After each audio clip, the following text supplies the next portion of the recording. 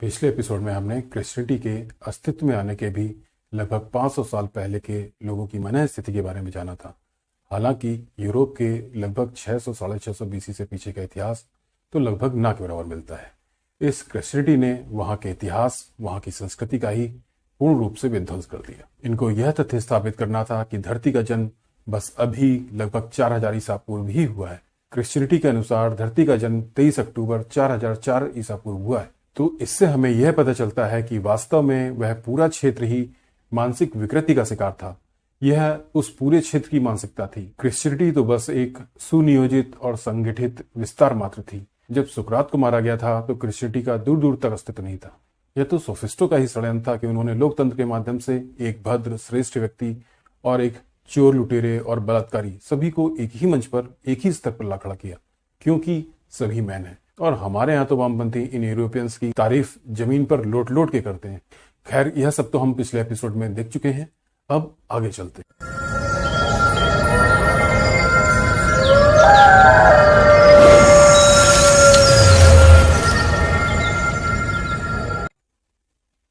आप सभी लोगों को मेरा प्रणाम, आपका स्वागत है। किसी सभ्यता अथवा राष्ट्र के भविष्य का आधार वह सभ्यता अथवा उस राष्ट्र का चरित्र होता है।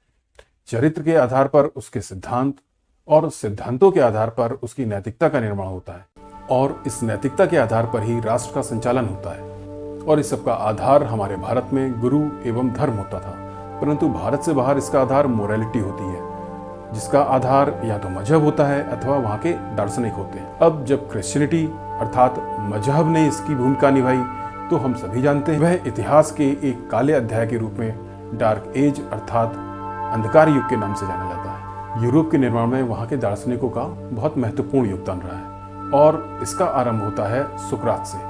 आज हम यूरोप के महत्वपूर्ण दार्शनिकों के बारे में बात करेंगे। वैसे ना तो हम सभी का यहाँ पर जिक्र कर सकते हैं और ना उनके विचारों पर चर्चा कर सकते हैं। इसके लिए तो बहुत एपिसोड करने पड़ जाएंगे, और यह हमारा लक्ष्य भी नहीं। हम कुछ महत्वपूर्ण लोगों के नाम और उनके विचारों के सार का संक्षेप में आकलन करेंगे, जिससे हम यह जान सकें कि आखिर वह किस स्तर तक मानसिक रूप से, वैचारिक रूप से सक्षम थे। यही हमारा लक्ष्य है, जिससे हमारे भ्रम दूर हो सके। तो हम सुकरात पर थे। सुकरात ने अपने पूरे जीवन ज्ञान पर बहुत जोर दिया। उनकी दृष्टि में ज्ञान ही मनुष्य का सबसे बड़ा गुण था, सबसे महत्वपूर्ण गुण था। यहाँ तक कि उन्होंने अपने शिष्यों तक को यह शिक्षा दी थी कि ज्ञानी व्यक्ति ही सम्मान के योग्य है।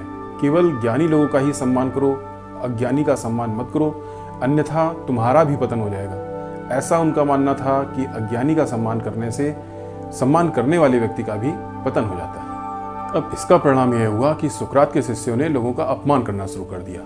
एक बार एक जज से ही बहस करने लगे।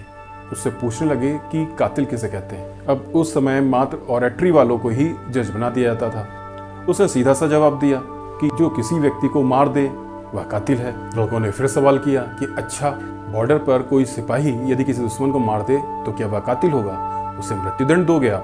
तो जज ने करेक्शन कर दिया, कहा युद्ध को छोड़कर शांति काल में यदि कोई किसी को मार दे तो वह कातिल है। लड़के फिर बोले, यदि किसी डॉक्टर से गलती से कोई व्यक्ति मर जाए तो क्या उसे मृत्युदंड देंगे। अब जज को गुस्सा आ गया। वह समझ गया कि ये सुकरात के स्टूडेंट है। ऐसे ही उन्होंने एक पुजारी का अपमान किया। वह बता रहा था कि राजा फिलिप गॉड की संतान है। तो लड़के बोलने लगे कि गॉड ही करप्ट है, इस गॉड को ही नहीं मानेंगे। इन घटनाओं के परिणाम की वजह से सुकरात को मृत्युदंड मिला और उसे जहर का प्याला पीना पड़ा। अब इसका परिणाम यह हुआ कि उसके शिष्य प्लेटो को अपनी शिक्षा में परिवर्तन करना, और उसने बताया कि केवल ज्ञान सद्गुण नहीं हो सकता। उसने 4 सद्गुण बताए: विवेक, साहस, संतुलन और न्याय। प्लेटो ने कहा सुकरात को रिजेक्ट करते हुए कि ज्ञान का तो गलत इस्तेमाल भी हो सकता है और सही भी, इसलिए यह बेसिक गुण नहीं है। बेसिक गुण विवेक है, जिससे हम सही और गलत में भेद कर सकते हैं, तभी ज्ञान का सदुपयोग हो सकेगा। ऐसे ही दूसरा गुण उन्होंने साहस बताया, जो अनिवार्य है। तीसरा बेसिक गुण संतुलन बताया, जैसे अच्छी बुरी परिस्थिति में यह आवश्यक है, जिससे बुरी परिस्थितियों में मनुष्य अपना धैर्य न खोए और उचित निर्णय ले सके। इसके लिए संतुलन आवश्यक है। चौथा है न्याय, अर्थात जो जिस योग्य है और जो जिसका अधिकार है उसे वह न्यायपूर्वक दिया जाए। यह 4 आधारभूत गुण हैं। बाकी अन्य गुणों का जन्म इन्हीं गुणों से होगा। और अब इनके शिष्य आ गए, अरस्तु, सिकंदर के गुरु। इन्होंने भी सबसे पहले तो सुकरात को नकारा और कहा ज्ञान बेसिक गुण नहीं है, ज्ञानी व्यक्ति भी दुष्ट, व्यभिचारी और नीच हो सकता है। इन्होंने तो सुकरात को सिरे से नकार दिया। सुकरात ने कहा था अज्ञानी का सम्मान मत करो। अरस्तु ने इसे मूर्खतापूर्ण बताया और कहा कि इसीलिए वह मारे गए थे, और प्लेटो के 4 गुणों को भी पूरी तरह से नकार दिया और कहा ज्ञानी और विवेक वाला व्यक्ति भी भ्रष्ट हो सकता है। दूसरा, ना ही भाग सकते हैं और ना ही शेर के मुंह में हाथ घुसड़ सकते हैं। इसलिए हमें बीच का रास्ता अर्थात मध्यम मार्ग अपनाना चाहिए। साहस को आधारभूत गुण नहीं कह सकते। जब हम जीवित ही नहीं बचेंगे तो साहस का क्या करेंगे। इसी प्रकार संतुलन को भी व्यर्थ बताया। कहा संतुलन से धैर्य आता है, किंतु अधिक धैर्य से समस्या नासूर भी बन सकती है, क्या पता जान ही चली जाए। इसी प्रकार न्याय को भी व्यर्थ बताया और कहा कि अधिकार को कैसे पता करेंगे, किस प्रकार तराजू से तौल कर पता करेंगे। ये अरस्तु कह रहे हैं।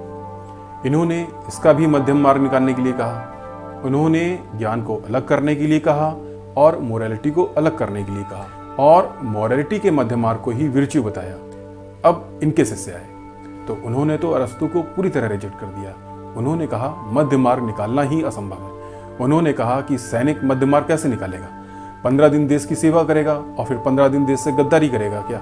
विद्यार्थी ब्रह्मचर्य का पालन कैसे करेगा, 2 दिन पवित्र रहेगा, 2 दिन वैश्यागमन करेगा क्या। उन्होंने कहा कि जिसको मोरालिटी की आवश्यकता हो तो वह इसको प्लेटो के 4 विर्च्यू में से निकाल सकता है। मध्य मार्ग से तो कुछ हासिल नहीं होगा, और अरस्तु उनके शिष्यों द्वारा ही नकार दिए गए। और अरस्तु के निधन के बाद तो मोरालिटी पूरी तरह से समाप्त हो गई, क्योंकि अब मोरालिटी का स्थान धीरे धीरे इंस्ट्रक्शन ने ले लिया था और एक विनाशकारी और अंधकार युग का आरंभ हुआ। अब यह हमारे समझने के लिए जो सबसे महत्वपूर्ण बात है वह यह है कि जिन्हें यूरोप के इतिहास के महान दार्शनिक कहा जाता है, उनके नियम, विचार, उनका दर्शन एक जनरेशन भी न टिक सका। इतना खोखला व महत्वहीन दर्शन था इनका।